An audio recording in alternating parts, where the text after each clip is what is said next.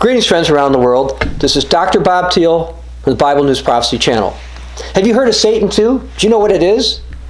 Have you heard that Russia has a missile that has been claimed to have the ability, with just one missile, to destroy the entire United States state of Texas, which is the largest state other than Alaska, or the entire nation of France?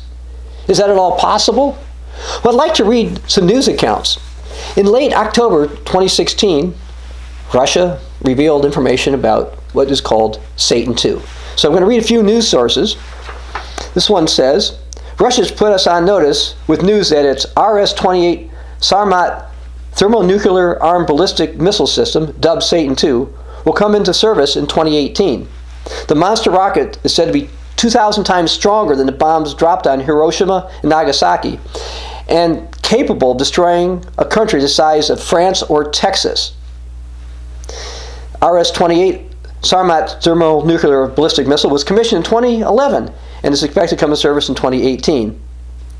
It's been dubbed as Satan II. It will replace the RS-36M, a 1970s era weapon, which NATO referred to as the Satan missile. Russia reportedly tested a hypersonic warhead in April that is apparently intended for use on the Satan II missiles. Terrifyingly, the warhead is designed to be impossible to intercept because it does not move on a set trajectory. In other words, it doesn't just go like this. It apparently does other things.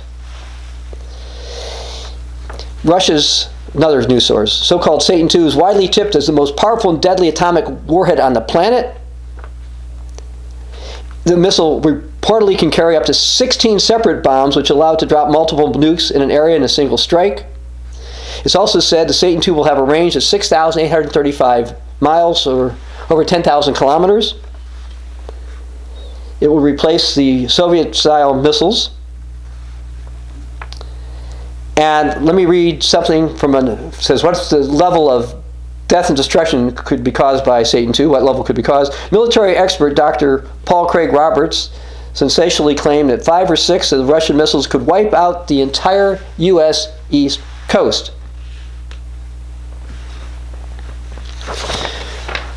Now, some say it's not expected to be operational until 2018. Some have said 2020, some in 2021. Is the United States going to be destroyed by this? Well, unless the Russians give one or more of them to the Europeans, or sell them to the Europeans or something, I don't believe it'll ever be used to destroy Texas. But it is possible that it could be used to destroy some place like France, and I'll get to that later. Now, I thought it was unusual or interesting that the Satan II missile was commissioned in 2011. Why is that somewhat unusual? Well, back in March of 2009, Mrs. Hillary Clinton, who was then the U.S. Secretary of State, she went over to Russia. She had some kind of a reset button to try to supposedly restore or improve relationships, to reset the relationship between the United States and Russia, which she and President Obama indicated got worsened under the Bush administration. I would say at this time the relationship between Russia and the United States is worse than it was under the Bush administration. But I'd like to read something, though, about this. This was reported from back in March 2009. I'm reading an older report here. Mrs. Clinton presented the Russian foreign minister with a gift of an oversized button, which was labeled Peregrushka. According to Hillary, it meant reset, a term to signify what the U.S. and Russia can do to their relationships under the new administration. You got it wrong, said the Russian foreign minister. That would be Lavrov, by the way. It says, Peregrushka means overloaded. They used the wrong word for this reset button. And then this article says, of course, this is the kind of mistake one would expect from a first-year Russian language student and not the U.S. Secretary of State.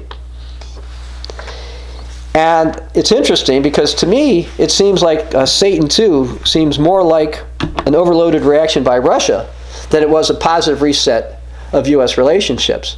For example, if the relationship was resetted in March of 2009, the Russians had some time to get rid of looking at new projects like Satan II. But no, by 2011, they decided to go with it. And I'm sure they were looking at it in 2009 and 2010. But that didn't quite happen. Now, many people think the United States is going to be destroyed by Russia, and that's simply not the case.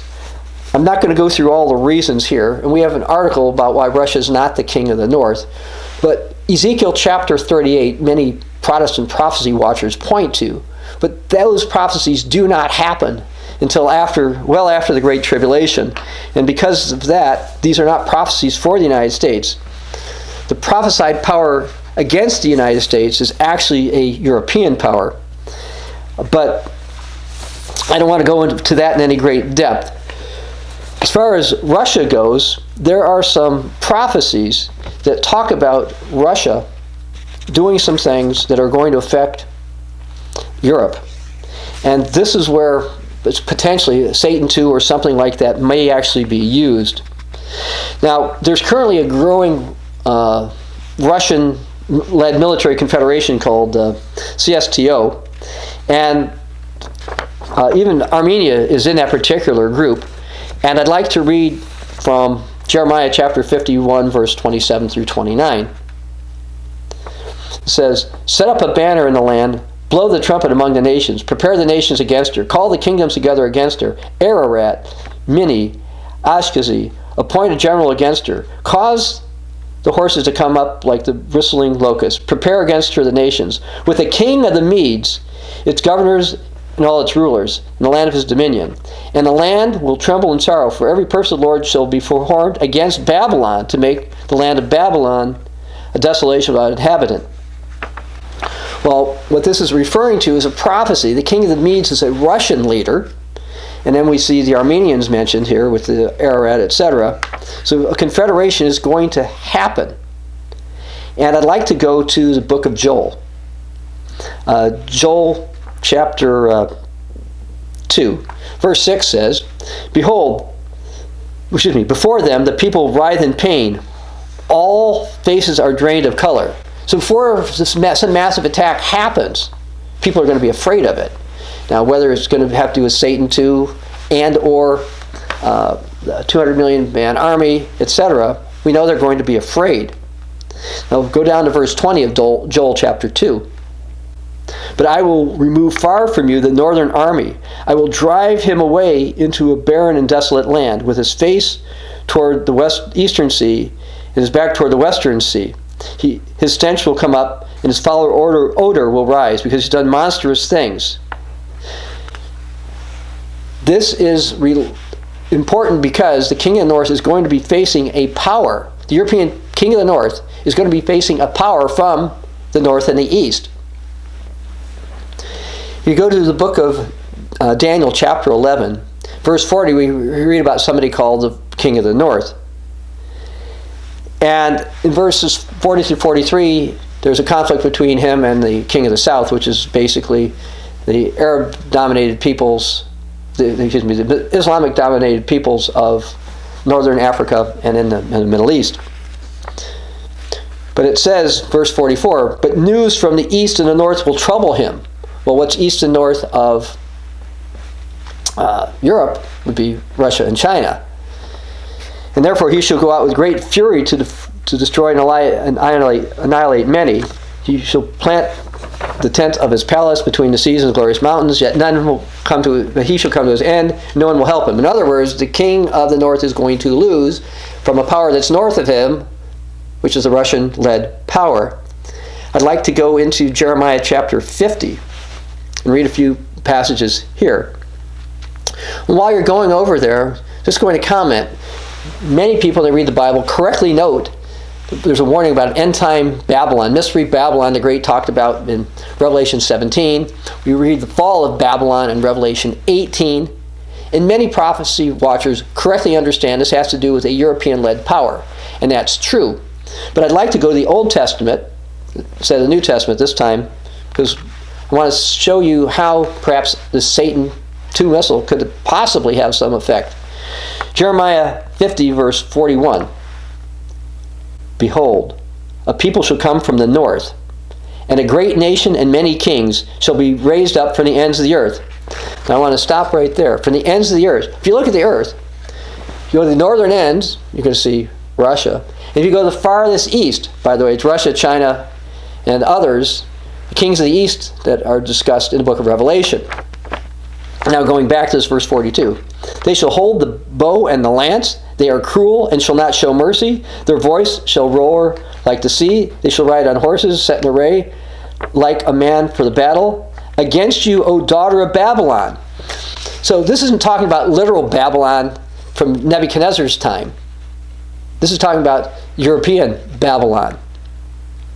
Without going into any more great depth about why this is a European power, I will also comment, Revelation 13 says this power is the beast of the sea. Daniel 7 talks about the Great Sea, and according to the Bible, that Great Sea is the Mediterranean Sea, which was encircled essentially by the ancient Roman Empire, will be initially the northern portion by the king of the north.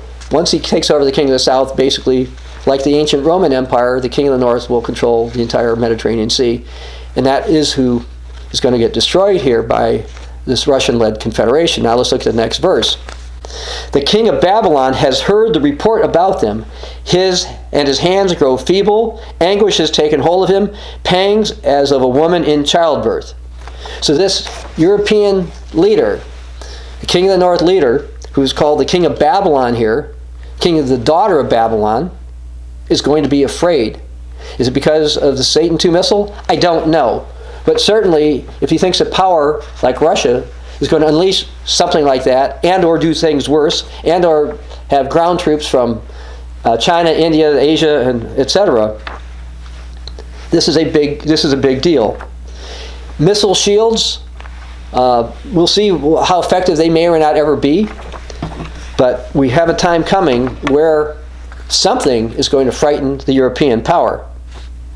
Now, this is not going to turn out well for the United States. It's not that Russia itself is the primary enemy of the United States.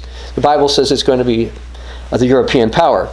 But Europe itself is not going to fare well ultimately from a confederation that's going to be led by Russia and China, with China and some others. How significant Satan II will be to that I can't tell you. The Bible doesn't tell us. But what it does tell us is that a European power is going to be in agony when the northern power to the north and the east of Europe, rises up against it. We perhaps are seeing some of that rise with Russia giving hints about its so-called Satan II missile. Those of us who believe the Bible realize that Russia is not prophesied to take over the United States itself, yet it may assist Europe somehow with that takeover. Believe what this book says. Don't be dissuaded by people who misunderstand it and teach you improper things about Russia. The Bible shows that Russia will rise up as a major force, but it will be a rise up that happens after the destruction of the United States. This is Dr. Bob Thiel for the Bible News Prophecy Channel.